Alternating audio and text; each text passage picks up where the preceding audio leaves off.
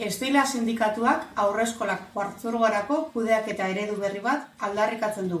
Eusko Jaurlaritzaren Hezkuntza Sailaren kudeaketa zuzena. Estela sindikatuan kritikoak izan gara beti kudeaketa eredu honekin. Eta honen inguruko hausnarketa sakona egiteko momentua dela uste dugu. Gaur egun, ia 240 haurreskola gara, Araba, Bizkaia eta Gipuzkoako ia 200 udalerritan banatuta. Guztira, 1.800 hezitzaile inguru arduratzen gara ikasturtez 6.000 familia eta haurrei zerbitzua eskaintzez. Honen guztiaren kudeaketa ezin da enpresa eredu gerentzial batean oinarritu.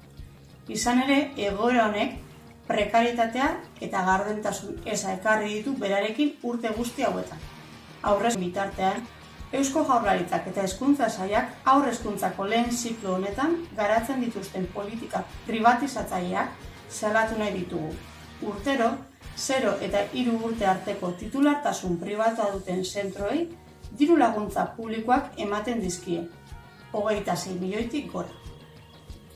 Laguntza publiko hauen inguruko hausnarketa eta berrazterketa exigitzen dugu.